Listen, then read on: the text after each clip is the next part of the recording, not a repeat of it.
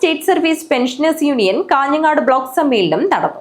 കാരാട്ടുവയൽ pension ഭവനിൽ വെച്ചാണ് സമ്മേളനം നടന്നത്. Kerala state service pensioners union Kanhangad block സമ്മേളനം നടന്നു. സംസ്ഥാന വൈസ് പ്രസിഡന്റ് PC പ്രസന്ന ഉദ്ഘാടനം ചെയ്തു.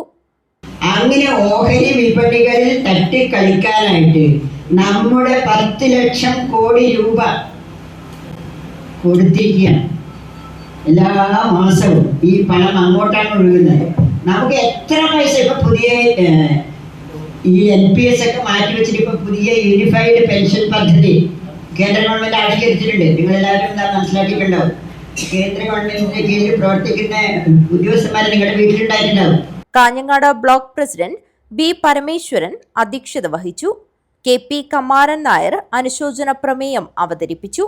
K സുജാതൻ മാസ്റ്റർ സംഘടനാ റിപ്പോർട്ടും, K ചന്ദ്രശേഖരൻ പ്രവർത്തന റിപ്പോർട്ടും, V സുരേന്ദ്രൻ വരവ് ചിലവ് കണക്കും അവതരിപ്പിച്ചു. S ഗോപാലകൃഷ്ണൻ, TV സരസ്വതി, ബാലൻ ഒളിയക്കാൽ, PV കമലാക്ഷി, VV ബാലകൃഷ്ണൻ എന്നിവർ സംസാരിച്ചു. KV കുഞ്ഞികൃഷ്ണൻ സ്വാഗതവും V കുഞ്ഞികൃഷ്ണൻ നന്ദിയും പറഞ്ഞു. 2025-26 വർഷത്തെ ഭാരവാഹികളുടെ തെരഞ്ഞെടുപ്പും നടന്നു. News bureau, Kanhangad.